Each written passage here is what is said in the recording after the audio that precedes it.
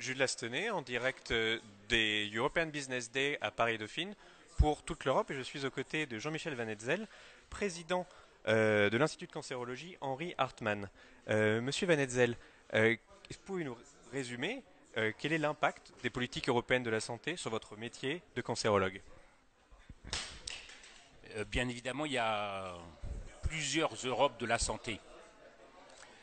Si on veut discuter de l'impact quotidien pour les cancérologues et pour les patients, et je le déplore, notre vécu est que pour le moment, l'impact européen est assez faible. On a vu apparaître il y a quelques années des AMM européennes. AMM, ce sont des autorisations de mise sur le marché, c'est-à-dire qu'un médicament, pour devenir disponible pour vous comme pour moi, passe en France par une AMM. AMM française. On a rajouté donc une AMM européenne il y a quelques années qui était censée accélérer l'accès aux nouveaux médicaments puisque, en tous les cas dans ma spécialité de cancérologue, bien sûr, l'innovation, les médicaments sont au cœur de nos préoccupations journalières pour espérer faire des progrès et pour espérer sauver des vies et guérir cette maladie. Les AMM européennes sont intervenues, mais elles n'ont pas fonctionné comme aux États-Unis, le système des breakthrough thérapies, c'est-à-dire qu'aux États-Unis, ils ont inventé un statut spécifique d'AMM qui permet à un médicament de traverser les étapes pour aller beaucoup plus vite dans la disponibilité par le biais de leur administration qui s'appelle la FDA. Alors bien sûr, le système américain n'est pas comparable à aucun système européen, et en particulier pas comparable au système français qui a comme préoccupation permanente l'accession aux soins du plus grand nombre et si possible la gratuité ou la gratuité des soins, ce que n'a bien sûr pas du tout le système américain en préoccupation. On n'a pas eu les breakthrough thérapies. On a eu une AMM européenne qui est suivie après d'une AMM française où on passe un peu par les mêmes étapes et de temps en temps on déplore quand même de disposer de certains médicaments, il nous semble, tardivement par rapport aux publications scientifiques qui donnent des résultats et qui parfois ne sont pas suivis pour nous de la disposition des médicaments dont on sait par les résultats scientifiques qu'ils ont une certaine potentialité d'efficacité. Il y a de très nombreux enjeux communs aux pays européens. J'en cite deux très rapidement, comme le vieillissement de la population, comme la dégradation de l'environnement et tout ce que ça peut induire sur les pathologies.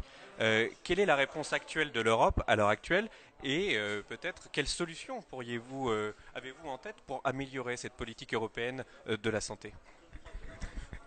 Sûrement l'Europe peut intervenir notamment dans l'innovation, je pense. Le rôle de l'Europe dans l'innovation peut être absolument considérable, à la fois pour essayer de soutenir matériellement l'innovation, et j'en parlais tout à l'heure avec le PDG de Nanobiotics, avec lequel je travaille depuis des années pour essayer de faire avancer les nanoparticules en cancérologie, qui est un désespoir pour nous parmi d'autres, bien sûr, dans la recherche. Et il me relatait tout le soutien qu'il a eu des instances européennes pour faire avancer ces programmes de recherche. Donc c'est ce que je disais tout à l'heure, il y a beaucoup d'aspects dans l'Europe de la santé, il y a beaucoup d'Europe de la santé. Et vous le disiez aussi, il y a la qualité de vie, la prévention, il y a la prise en charge des personnes âgées, et il y a l'innovation thérapeutique.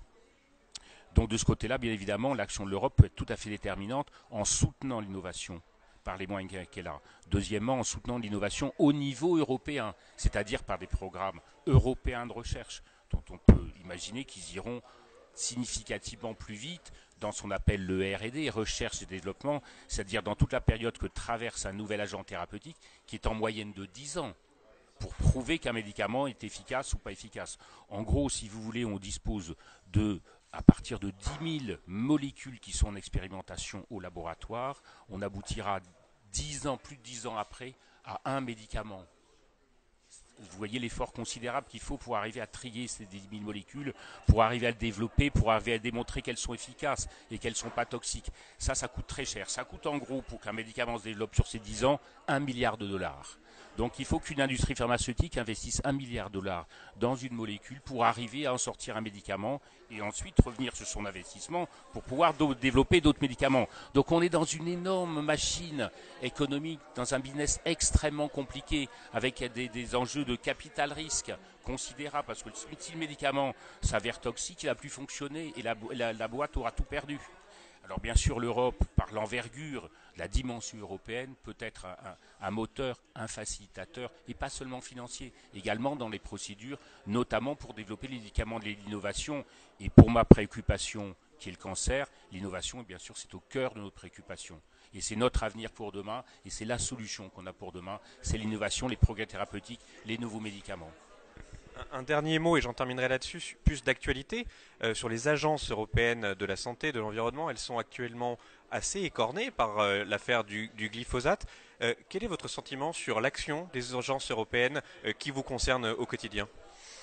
Honnêtement, en matière de cancérologie, on sent pas, enfin je ne sens pas dans mon vécu de praticien et de chercheur, je ne sens pas l'action, la présence de ces agences européennes. Et cette distance d'ailleurs vis-à-vis de l'Europe est tout à fait dommageable. Et je pense que les Français ont ce vécu malheureusement de l'Europe, qui est quelque chose qui est loin, qui n'intervient pas dans leur vie quotidienne, ce qui en fait est faux. Parce que l'Europe, d'abord, elle intervient dans notre vie quotidienne, c'est bien évident, et elle pourrait intervenir beaucoup plus à un certain niveau, notamment, par exemple, dans le soutien de l'innovation thérapeutique. Je vous remercie beaucoup.